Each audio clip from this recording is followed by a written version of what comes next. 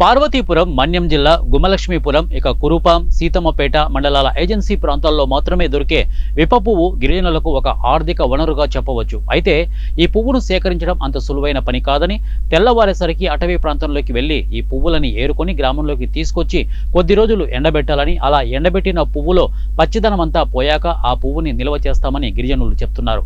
అలా నిల్వ చేసిన విప్ప పువ్వును కొన్ని రకాల ఆహార పదార్థాలుగా గిరిజనులు వినియోగించుకుంటారు. అలాగే గిరిజన సాంప్రదాయ వేడుకలు, సంబరాలు, పెళ్లిళ్లలో విప్ప పువ్వుతో చేసిన సారాయిని తాగడం ఆచారంగా భావిస్తారు. కొన్ని ప్రాంతాలలో అయితే ఈ పువ్వుతో చేసిన సారాయిని గిరిజన గ్రామ దేవతలకు నైవేద్యంగా కూడా పెడతారు.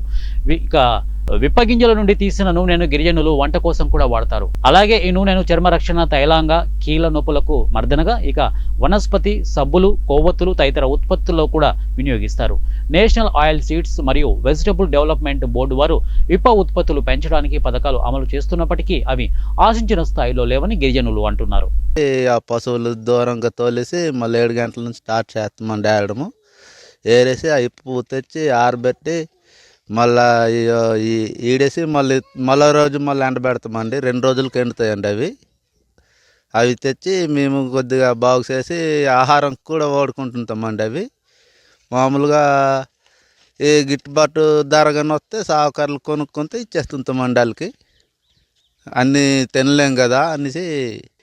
మార్చి, ఏప్రిల్ నెలల్లో ఇప్ప పువ్వు అనేది చాలా గిరిజనులకి మన ఆదాయకంగా మారుతుంది. అదేవిధంగా గ్రామాల్లో ఉదయం 4 గంటల నుండి వెళ్ళి 9 నుంచి 11, 12 గంటల వరకు సేకరించి అది ఎండినంత వరకు, తడి ఉన్నంత వరకు 3 రోజులు ఆరించి, తడి పూర్తిగా ఆరిపోయిన తర్వాత దాన్ని ఇంట్లో తడిపోయిన తర్వాత ఇంట్లో ఆరబెట్టి, అదేవిధంగా మాకు అవసరమైన నిమిత్తం కొరకు ఉంచుకొని, అదే మరి మాకు అవసర నిమిత్తం కోసం వ్యాపారస్తులకు కానీ డబ్బులు అవసరం వస్తే అమ్మడం కానీ, మరి ఏ అవసరాల నిమిత్తం అయితే మేము ఈ పువ్వును సేకరిస్తాం